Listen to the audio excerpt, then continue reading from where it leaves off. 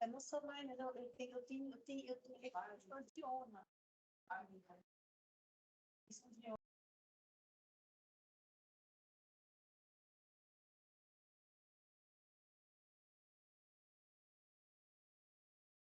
Eu vou sair daqui.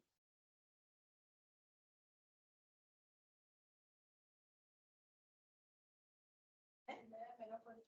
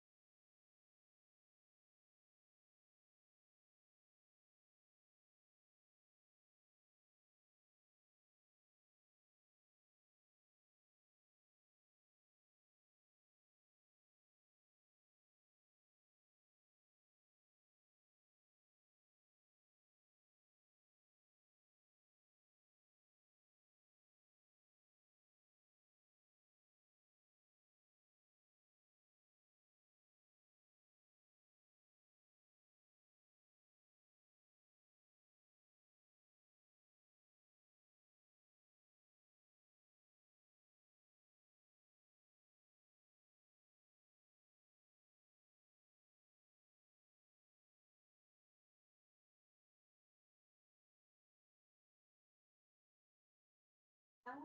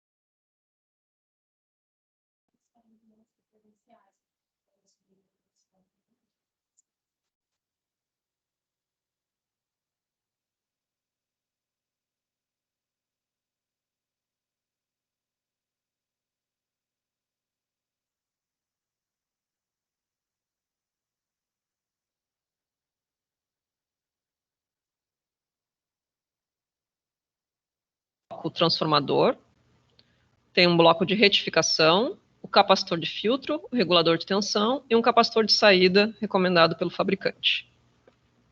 O transformador tem a função de rebaixar a tensão que vem da rede elétrica para um valor especificado no projeto. Por exemplo, como mostra a figura 2, a figura B, o transformador é um transformador de 12 volts tensão alternada.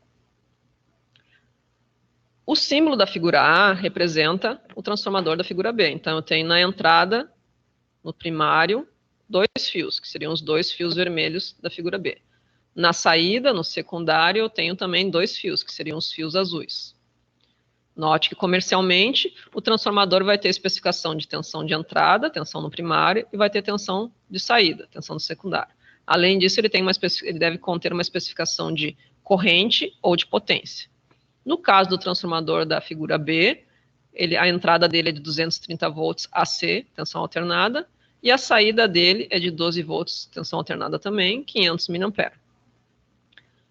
A figura C dá a simbologia de um transformador que tem no secundário 3 terminais, que está representado ali pela figura D, né? Então, eu tenho na entrada 2 terminais, 2 fios vermelhos ali, e na saída eu tenho 3 fios, fio azul, preto e azul.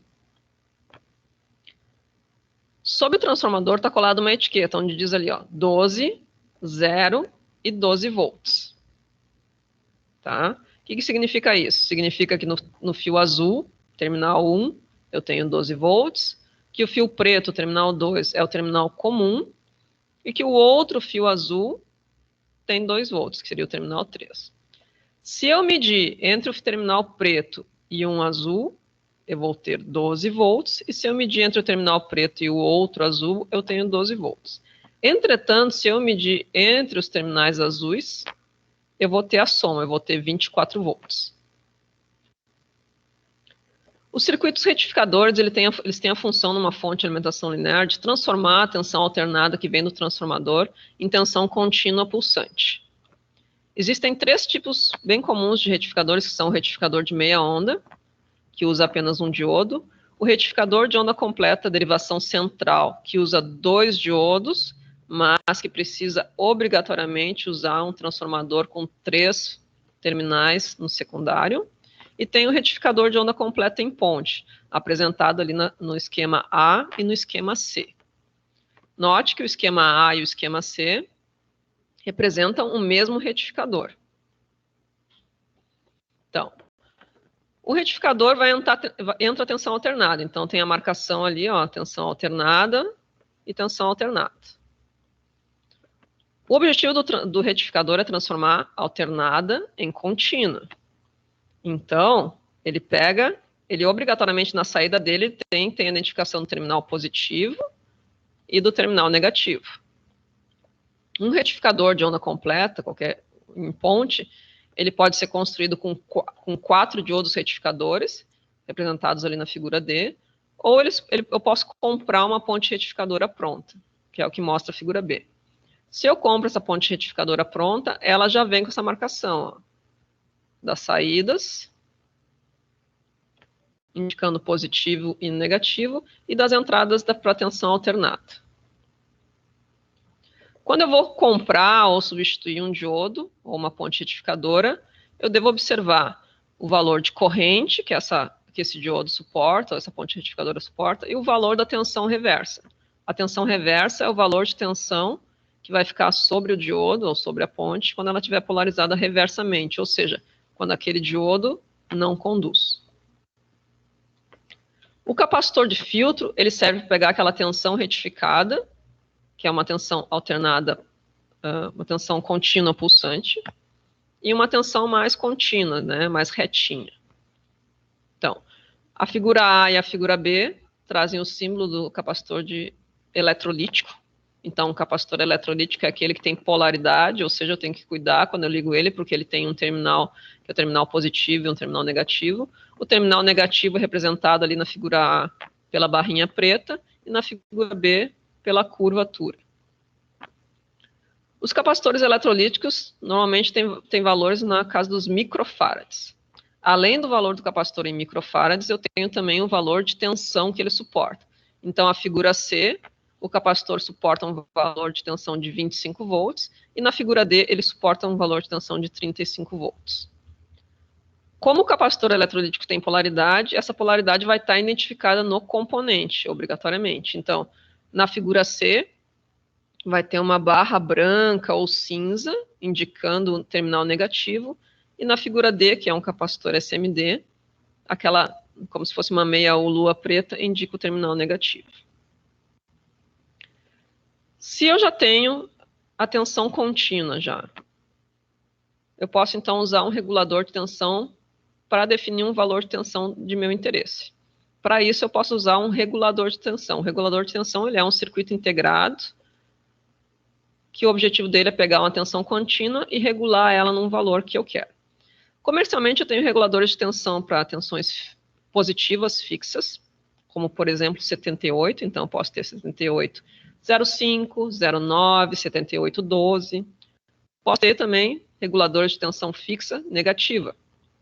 Aí eu teria, por exemplo, 79, indicando que é negativo, e os outros dois dígitos indicando o valor da tensão. Existem também reguladores de tensão ajustáveis, como, por exemplo, o LM317 e para tensões positivas e o LM337 para tensões negativas. O mais comum é encontrar reguladores de 3 a 30 volts e valores de corrente de 500 mA até 1,5 A. A figura A tem uma simbologia para o regulador de tensão positiva, ou seja, 78,05, por exemplo.